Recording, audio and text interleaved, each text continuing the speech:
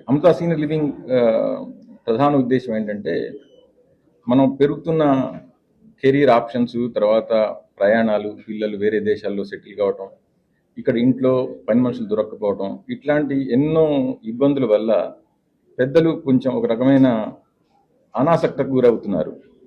వాళ్ళ ఆరోగ్యాలు బాగున్నా మాట్లాడే మనుషులు దొరకట్లేదు. వాళ్ళ వయసు వాళ్ళతో తిరిగి వాళ్ళ ముచ్చట్లు పంచుకోవడానికి మనుషులు దొరకట్లేదు. అట్లాగే ఏదైనా అనారోగ్యం సంభవించి వాళ్ళు ఏదైనా హాస్పిటలైజేషన్ అయితే మళ్ళీ ఇంటికి వెళ్ళాలంటే మధ్యలో వాళ్ళకు కొంత టైం అవసరం అవుతుంది.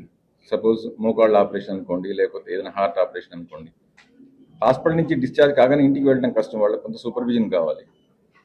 సో ఇట్లాంటి అవసరాలను గుర్తుంచుకొని పెద్దలకి వాళ్ళకు గౌరవాన్ని ఇస్తూ, అట్లాగే వాళ్ళతోటి ఆత్మీయంగా పలకరిస్తూ, వాళ్ళకి కావలసిన మినిమం నెసెసిటీస్ ఏవైతే ఉంటాయో వాటన్నిటిని మా శక్తి మేరకి మంచి మంచి ప్రమాణాలతో మంచి మంచి టీమ్ తోటి మేము ఈ సంస్థను ప్రారంభించాం.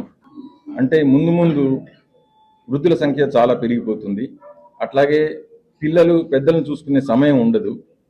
సో ఇట్లాంటి అవసరాలు గుర్తుపెట్టుకొని, తర్వాత ఇంతకుముందు మనకు వృద్ధాశ్రమాలు, ఓల్డ్ ఏజ్ హోమ్స్ అని చెప్పేవాళ్ళు, వాటికి ఇప్పుడు మేము స్టార్ట్ చేస్తున్న సీనియర్ లివింగ్ హోమ్స్కి తేడా ఏంటంటే అవేమో వాళ్ళకి చాయిస్ లేక దాంట్లో చేరేవాళ్ళు, ఇప్పుడేమో out of choice they are going to choose places like Amrita senior living. ఇక్కడ ఏమవుతుందంటే ఒక కమ్యూనిటీ డెవలప్ అవుతుంది. They will be an activity, they will be interaction. వాళ్ళు స్పిరిచువల్ ప్రోగ్రామ్స్ కానివ్వండి, సోషల్ యాక్టివిటీస్ కానివ్వండి, ఏమైనా విహారయాత్రలు కానివ్వండి, ఇట్లాంటివన్నీ వాళ్ళ వయసు తగ్గ వాళ్ళతోటి వాళ్ళ మాటలు వినేవాళ్ళు, వాళ్ళకి మాటలు చెప్పేవాళ్ళ ఒక కమ్యూనిటీ లాగా డెవలప్ చేసి మేము చేస్తున్నాం. తర్వాత జనరల్గా ఓల్డ్ ఏజ్లో ఏంటంటే హాస్పిటలైజేషన్ అయితే ఒక రకమైన పెద్ద బాధ. సో ఇప్పుడు మేము డెవలప్ చేస్తున్న కమ్యూనిటీస్లో ఇదేమో మేము అడ్వాన్స్ రీహాబిలిటేషన్ సెంటర్గా పెట్టాము. దీని తర్వాత మేము ముందు చేయబోయేది పెద్దలు మురళీమోహన్ గారు లాంటి వాళ్ళ సహకారంతో సీనియర్ లివింగ్ కమ్యూనిటీస్ డెవలప్ చేయాలని ప్లాన్ అనమాట. సో ఒకవేళ అనారోగ్యం ఉన్నా వాళ్ళు ఇంట్లోనే చికిత్స పొందినట్టుగా ఉంటుంది. అక్కడే మేము ఒక టవర్ తయారు చేస్తాం. ఇట్లా అందులోనే వాళ్ళకి కావాల్సిన ఆరోగ్య సదుపాయాలు కానివ్వండి, చిన్న చిన్న ప్రొసీజర్స్ కానివ్వండి అక్కడే జరుగుతాయి. వాళ్ళు మళ్ళీ రికవర్ కావడానికి కూడా అక్కడ ఇంట్లోనే ఉన్నట్టుంది, వాళ్ళు బయటికి వెళ్ళినట్టుగా వాళ్ళకి అనిపించదు, వాళ్ళు త్వరగా కోలుకుంటారు.